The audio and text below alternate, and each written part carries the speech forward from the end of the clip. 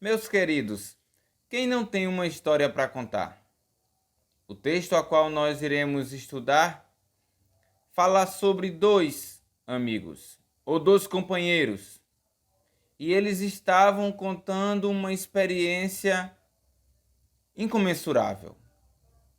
O texto está lá em Lucas, capítulo de número 24, do versículo de número 13 ao versículo de número 35.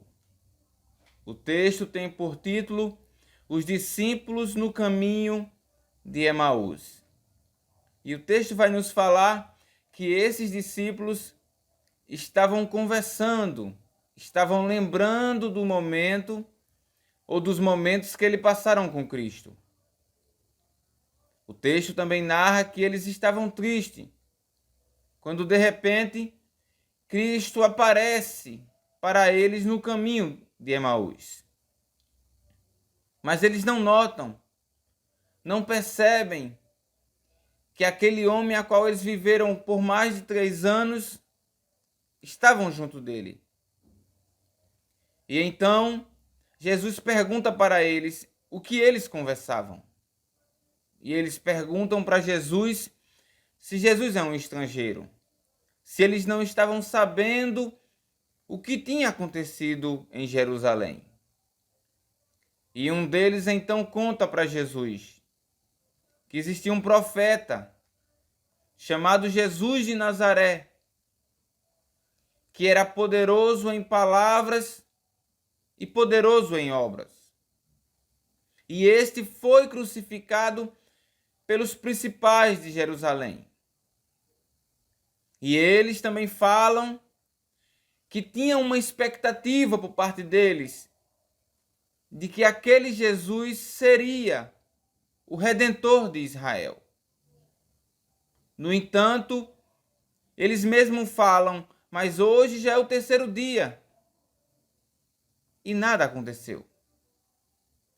E eu quero que você note comigo aqui uma coisa que esses discípulos tinham em mente e que eram errado. Eles tinham Jesus, pelo menos esses dois, como aquele que resgataria Israel, salvaria Israel do jugo romano. E então Jesus fala para eles o quão eles é tardio em acreditar. E o próprio mestre fala para eles, olha, vocês não sabem que eu tinha que passar por isso? Que eu tinha que ser morto? Que isso é uma ordenança do meu Pai, eu vim cumprir o propósito dele? E então Jesus começa a contar, a explicar para eles o plano da salvação. E uma coisa aqui eu quero lhe chamar a atenção. Para aquele que serve ao Senhor, o que lhe conta não é o tanto que você serve ao Senhor, se é 5 anos, se é 10 anos ou 20 anos. Pelo contrário, é o quanto nesse período de tempo você parou para escutar o Mestre. Quando nós olhamos para esse texto, nós vemos os discípulos que andaram com Jesus, faziam parte dos 12, mas não entenderam o propósito de Cristo. E Jesus, numa tardezinha, explicou de forma clara para eles e eles entenderam. Uma tarde valeu mais do que 3 anos andando com Cristo.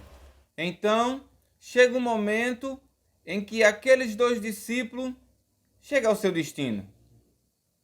E então Jesus passa, como que vai embora, e eles convidam Jesus para entrarem na sua casa.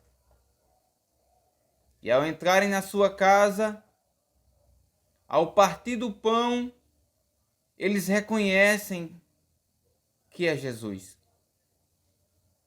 Então o texto diz que as escamas que estavam nos seus olhos caem.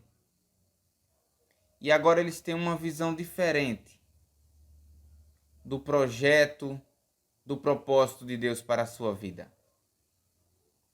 E aqui eu quero tirar algumas lições para a nossa vida. A primeira dela é a do momento em que nós abrimos a nossa casa para Cristo. Preste atenção comigo. Aqueles discípulos convidam Jesus para sua casa. E quando convidam Jesus para sua casa, eles não convidam Jesus para ficar no porão. Não convidam Jesus para ficar no quarto.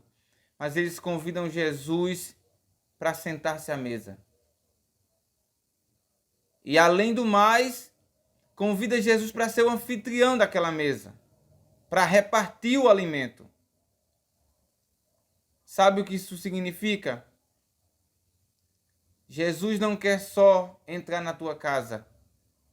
Ele quer ser o principal da tua casa. Você precisa convidá-lo para a sua casa, mas você precisa também dar o domínio e o controle da sua casa e da sua família para Cristo. Segundo lugar, quando aquelas escamas caíram, que eles descobriram o propósito e entenderam, eles não conseguiram ficar parados. Pelo contrário, disseram: temos que voltar para Jerusalém e anunciar que o nosso mestre está vivo. Não tem como, meu querido e minha querida, Deus entrar na sua vida e na sua casa e você ficar calado. Isso vai te incomodar, isso vai te impactar, isso vai fazer com que você vá e leve o evangelho do Senhor para quem você conhece e anunciando que Ele está vivo e que Ele reina. Então recapitule comigo. Não adianta estar só no meio da multidão. Tem que entender o propósito. E para entender o propósito, você tem que parar e ouvir o que Deus tem para a sua vida.